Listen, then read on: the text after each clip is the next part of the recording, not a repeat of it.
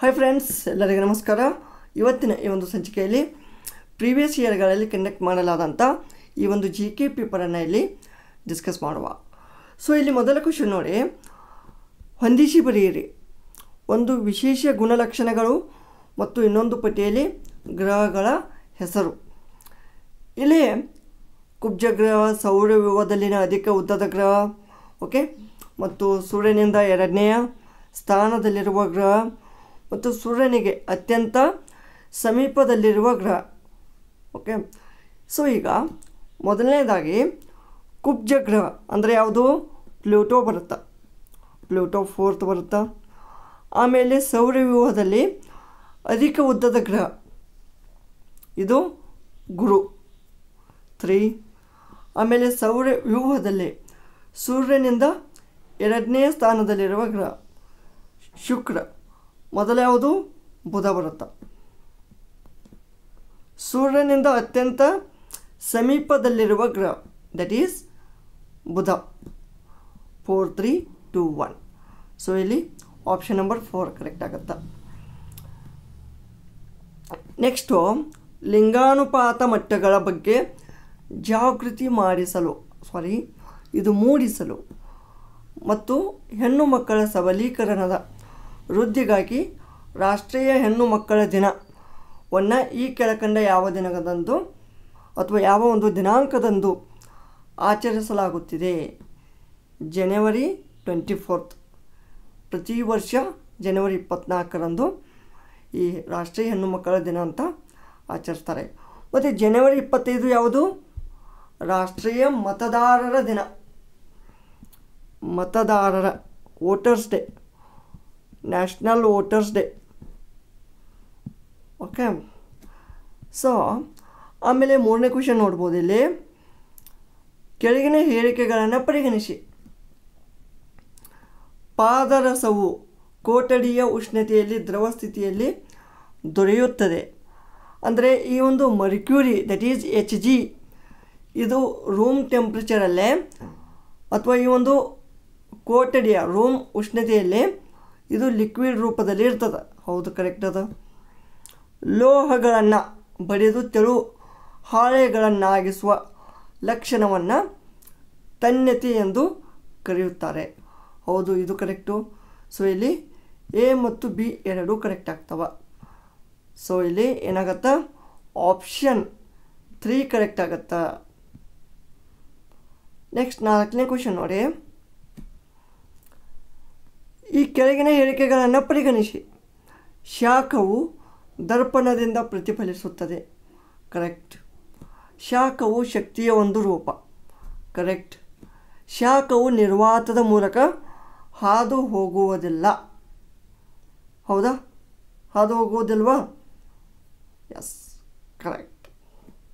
So ಇಲ್ಲಿ A B C ಎಲ್ಲವೂ correct. Next ನೋಡಿ, ಬೆಳಕಿನ ಇತರೆ ಸಂಸಕ್ತ ಮೂಲಗಳು ಅಥವಾ ಲೇಸರ್ನಿಂದ ಪ್ರವೇಶಿಸುವ 2 ಬೆಳಕಿನ ದಂಡಗಳಿಂದಾದ 3 ಆಯಾಮೀಯ ಬಿಂಬಗಳ ರಚನೆ ಉಂಟಾಗುವ ವಿದ್ಯಮಾನವನ್ನು ಹೀಗೆಂದು ಕರೆಯಲಾಗುತ್ತದೆ? That is holography. ನಾವು ಕನ್ನಡದಲ್ಲಿ ಪೂರ್ಣ ಲೇಖನ ಅಂತ ಕರಿತೀವಿ. ನೆಕ್ಸ್ಟು 6ನೇ ಕ್ವೆಶ್ಚನು, ಕೆಳಗಿನ ಇನ್ಪುಟ್ ಅಥವಾ ಔಟ್ಪುಟ್ ಡಿವೈಸ್ಗಳನ್ನು ಪರಿಗಣಿಸಿ. ಇನ್ಪುಟ್ ಯಾವುದು, ಔಟ್ಪುಟ್ ಯಾವುದು? ಓಕೆ, ಸೊ ಇಲ್ಲಿ ಕೆಳಗಿನ ಯಾವ ಗುಂಪುಗಳು ಮಾತ್ರ, ಇಲ್ಲಿ ನಾವು ಔಟ್ಪುಟ್ ಡಿವೈಸ್ಗಳನ್ನು ಅಷ್ಟೇ ಫೈಂಡ್ ಔಟ್ ಮಾಡಬೇಕು. ಸ್ಕ್ಯಾನರ್ ಇದು ಇನ್ಪುಟ್ ಅದ, ಕೀಬೋರ್ಡ್ ಇನ್ಪುಟ್ ಅಂದರೆ ಡೇಟಾವನ್ನು ಇನ್ಪುಟ್ ಮಾಡಿದ್ರೆ ಅದು ಇನ್ಪುಟ್ ಆಗುತ್ತಾ. ಅದು ಏನಾದರೂ ಆ ಒಂದು ಡಿವೈಸಿಂದ ನಮಗೆ ಏನೇ ಒಂದು ರಿಸಲ್ಟ್ ಕನ್ಕ್ಲೂಷನ್ ಏನೇ ಬಂದರೂ ಅದು ಔಟ್ಪುಟ್. ಪ್ರಿಂಟರ್ ಏನಿದು ಔಟ್ಪುಟ್ ಆಗುತ್ತಾ. ಮಾನಿಟರ್ ಇದು ಔಟ್ಪುಟ್ ಆಗುತ್ತಾ. ಪ್ಲಾಟರ್ ಇದು ಔಟ್ಪುಟ್ ಆಗುತ್ತಾ. ಮೌಸ್ ಇದು ಇನ್ಪುಟ್ ಆಗುತ್ತಾ. ಅಂದರೆ ಇಲ್ಲಿ ಔಟ್ಪುಟ್ ಯಾವುದು? CDE, printer, monitor, plotter. ಅಂದರೆ ಆಪ್ಷನ್ ನಂಬರ್ 4 ಕರೆಕ್ಟ್ ಆಗುತ್ತೆ.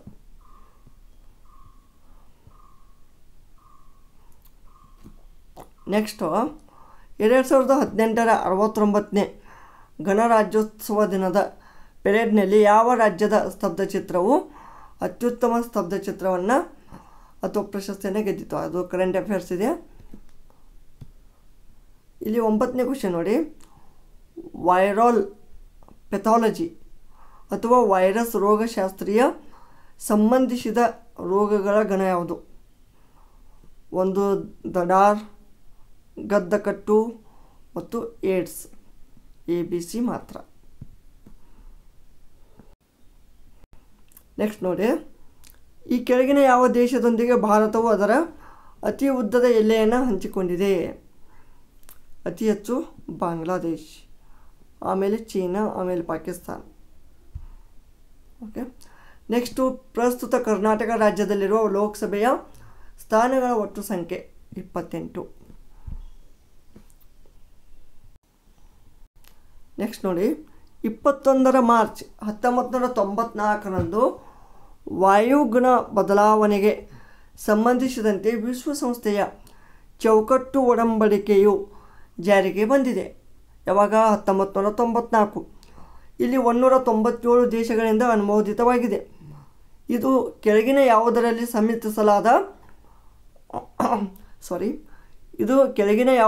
ಸಮ್ಮತಿಸಲಾದ 3 ಒಡಂಬಡಿಕೆಗಳಲ್ಲೊಂದಾಗಿದೆ. 1992ರ ರಿಯೋ ಭೂ ಶೃಂಗಸಭೆ.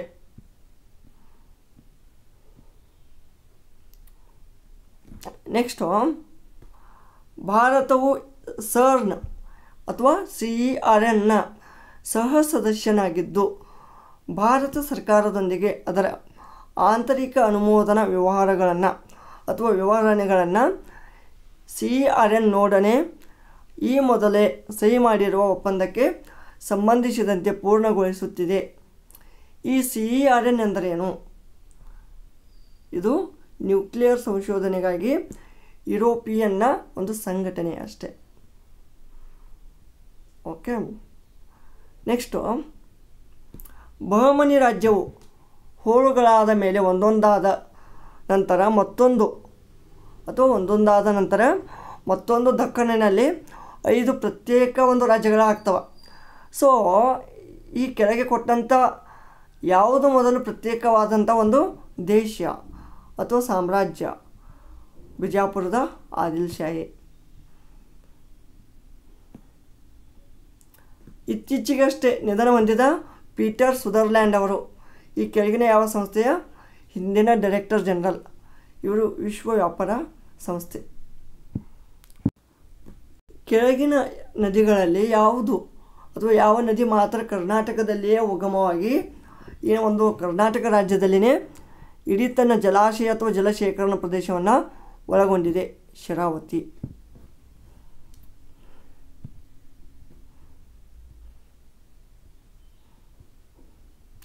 ಇಲ್ಲಿ ಹೊಂದಿಸಿ ಬರೆಯಲಿದೆ ನೋಡಿ.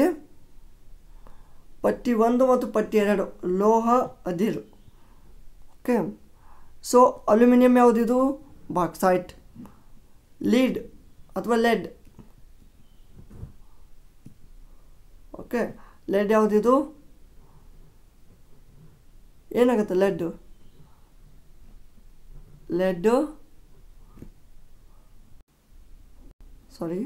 ಅಲ್ಯೂಮಿನಿಯಂ ಬಾಕ್ಸೈಟು, ಲೆಡ್ ಸೀಸ್ ಗೆಲೆನಾ.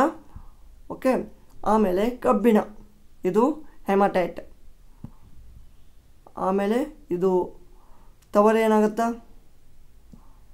ತವರ ಅಂದರೆ ತವರ ತಗಡು, ಕ್ಯಾಸಿಟ್ ರೈಟ್. ಸೊ ಇಲ್ಲಿ ಆಪ್ಷನ್ 3 ಆಗುತ್ತೆ. ಸೊ ಇಲ್ಲಿ ಆಪ್ಷನ್ 1 ಕರೆಕ್ಟ್ ಆಗುತ್ತೆ. ಈ ಕೆಳಗಿನವರಲ್ಲೇ ಯಾರು ಭಾರತ ರತ್ನ ಪ್ರಶಸ್ತಿಯನ್ನು ಪಡೆದುಕೊಂಡಿದ್ದಾರೆ?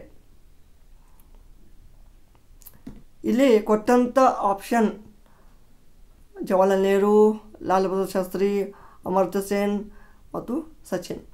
ಸೊ ಇವು 4 ಜನಕ್ಕೆ ಸಿಕ್ಕಿದೆ. ಸೈಮನ್ ಆಯೋಗಕ್ಕೆ ಸಂಬಂಧಿಸಿದಂತೆ ಕೆಳಗಿನ ಹೇಳಿಕೆಗಳನ್ನು ಪರಿಗಣಿಸಿ. 1928ರಲ್ಲಿ ಭಾರತಕ್ಕೆ ಬಂದದ್ದು ಮತ್ತಷ್ಟು ಹೆಚ್ಚಿನ ಸಾಂವಿಧಾನಿಕ ಸುಧಾರಣೆಗಳ ಸಾಧ್ಯತೆಗಳನ್ನು ಪರಿಶೋಧಿಸಲು. ಇದು ತಪ್ಪಾಗುತ್ತೆ. ಆಯೋಗದಲ್ಲಿ ಭಾರತೀಯರಾರರು ಪ್ರತಿನಿಧಿಸಲ್ಪಡದ್ದರಿಂದ ಭಾರತೀಯರಿಂದ ಬಹಿಷ್ಕೃತವಾಯಿತು. ಹೌದು, ಇದು ನಿಜ. ಈ ಒಂದು ಸೈಮನ್ ಆಯೋಗದಲ್ಲೇ ಭಾರತೀಯರು ಯಾರೂ ಇದನ್ನು ಪ್ರತಿನಿಧಿಸಿದ್ದಿಲ್ಲ, ಆದ್ದರಿಂದ ಇದನ್ನು ಬಹಿಷ್ಕರಿಸಲಾಯಿತು. ಸೊ ಬಿ ಮಾತ್ರ ಕರೆಕ್ಟು. ಸೊ ಇಲ್ಲೇ ಸೈಡ್ ಟು ಸೈಡ್ ನೋಡಿ, ಇದು 21. ಜಸ್ಟ್ ಕ್ವಶನ್ಗಳನ್ನು ಫೋಕಸ್ ಮಾಡಿ. ಓಕೆ, ಏನಪ್ಪ ಇದು ನಂಬರಿಂಗನ್ನು ಬಿಟ್ಬಿಡಿ. ಈ ಕೆಳಗಿನವುಗಳಲ್ಲೇ ಯಾವ ಒಂದು ಬಗೆಯ ಕರೆನ್ಸಿಯು ತನ್ನ ಮೌಲ್ಯವನ್ನು ಶೀಘ್ರಗತಿಯಲ್ಲಿ ಕಳೆದುಕೊಳ್ಳುತ್ತಿದೆ ಅಥವಾ ಇತರೆ ಕರೆನ್ಸಿಗಳಿಗೆ ಪರಿವರ್ತಿಸಲು ಕಷ್ಟವಾಗುತ್ತಿದೆ ಮತ್ತು ವಿದೇಶಿ ವಿನಿಮಯ ವಿತರಕರು ಅದನ್ನು ತಪ್ಪಿಸಿಕೊಳ್ಳಲು ಇಚ್ಛಿಸುತ್ತಾರೆ? ಅದು ಮೃದು ಕರೆನ್ಸಿ.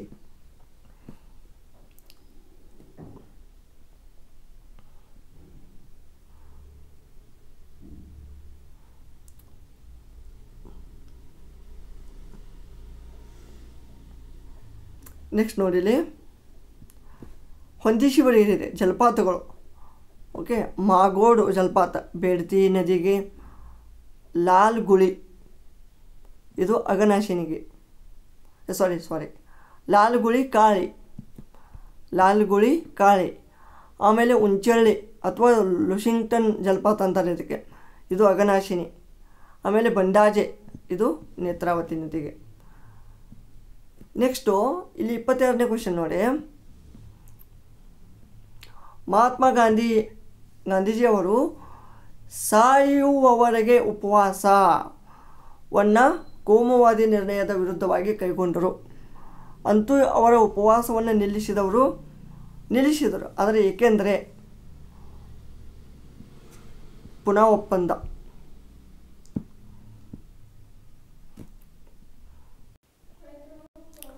ನೆಕ್ಸ್ಟ್ 26th ಕ್ವೆಶ್ಚನ್ ನೋಡಿ. ಈ ಕೆಳಗಿನ 4 ಭೂಖಂಡಗಳಲ್ಲಿನ ಜನಸಂಖ್ಯೆಯ ಆರೋಹಣ ಕ್ರಮದಲ್ಲಿ ಸರಿಯಾದ ಕ್ರಮಾನುಗತಿಯನ್ನು ಫೈಂಡ್ ಔಟ್ ಮಾಡಿ. ಮೊದಲು ಎ ಬರುತ್ತಾ, ಆಸ್ಟ್ರೇಲಿಯಾ. ಆಮೇಲೆ ದಕ್ಷಿಣ ಅಮೇರಿಕಾ ಬರುತ್ತಾ. ಆಮೇಲೆ ಯುರೋಪ್ ಬರುತ್ತಾ. ಆಮೇಲೆ ಆಫ್ರಿಕಾ ಬರುತ್ತಾ. So option 2 correct. ನೆಕ್ಸ್ಟು ಎತ್ತಿನ ಹೊಳೆ ಯೋಜನೆಯ ಬಗ್ಗೆ ಕುರಿತಂತೆ ಹೇಳಿಕೆಗಳನ್ನು ಪರಿಗಣಿಸಿ. ಸೊ ಇಲ್ಲಿ ಈ ಎತ್ತಿನ ಹೊಳೆ ಯೋಜನೆಯು 8 ಚಿಕ್ಕ ಅಣೆಕಟ್ಟುಗಳನ್ನು ಒಳಗೊಂಡಿದೆ ಮತ್ತು ಇದು ಡಾಕ್ಟರ್ GS ಪರಮಶಿವಯ್ಯವರ ನೇತೃತ್ವದಲ್ಲಿನ ಸಮಿತಿಯು ಸಲ್ಲಿಸಿರುವ ವರದಿಯ ಮೇಲೆ ಈ ಒಂದು ಯೋಜನೆಯು ಆಧಾರಿತವಾಗಿದೆ. ಸೊ ಇಲ್ಲಿ 2 ಕರೆಕ್ಟ್ ಆಗ್ತವೆ. ನೆಕ್ಸ್ಟು ಈ ಕೆಳಗಿನವುಗಳಲ್ಲಿ ಯಾವ ಜಿಲ್ಲೆಯು 2011ರ ಭಾರತದ ಜನಗಣತಿಯ ಮೇರೆಗೆ ಕರ್ನಾಟಕದಲ್ಲಿ ಅತ್ಯಧಿಕ ಲಿಂಗಾನುಪಾತವನ್ನು ಹೊಂದಿದೆ? ಅತಿ ಹೆಚ್ಚು ಉಡುಪಿ 1093. ಆಮೇಲೆ ಕರ್ನಾಟಕದ ಕೆಳಗಿನ ಯಾವ ರಾಷ್ಟ್ರೀಯ ಉದ್ಯಾನವನವನ್ನು ರಾಜೀವ್ ಗಾಂಧಿ ರಾಷ್ಟ್ರೀಯ ಉದ್ಯಾನವೆಂದು ಹೆಸರಿಸಲಾಗಿದೆ? ನಾಗರಹೊಳೆ. ಯಾವ ಚೋಳ ದೊರೆಯು ಯಾರ ಆಳ್ವಿಕೆಯಡಿ ತಂಜಾವೂರಿನಲ್ಲಿ ಬೃಹದೇಶ್ವರ ದೇವಾಲಯವನ್ನು ನಿರ್ಮಿಸಿದ? ಬೃಹದೇಶ್ವರ ದೇವಾಲಯ 1ನೇ ರಾಜರಾಜ. ನೋಡಿ, ಸಿಂಪಲ್. ರಾಜ್ಯ ಮತ್ತು ರಾಜಧಾನಿ: ನಾಗಾಲ್ಯಾಂಡ್ ಕೊಹಿಮಾ, ಮಣಿಪುರ್ ಇಂಪಾಲ್, ಆಸಾಂ ಗುವಾಹತಿ, ಮಿಜೋರಾಂ ಐಜ್ವಾಲ್, ಮೇಘಾಲಯ ಶಿಲ್ಲಾಂಗ್. ನೆಕ್ಸ್ಟು ಈ ಕೆಳಗಿನ ಮೊಘಲ್ ದೊರೆಗಳಲ್ಲಿ ತಂಬಾಕು ಬಳಕೆಯನ್ನು ನಿಷೇಧ ಮಾಡಿದವರು ಯಾರು? ಜಹಾಂಗೀರ್. ಅವನೇ ತಂಬಾಕು ಹೊಡಿತಿದ್ದ, ಬಟ್ ಅದನ್ನು ನಿಷೇಧ ಮಾಡ್ದ.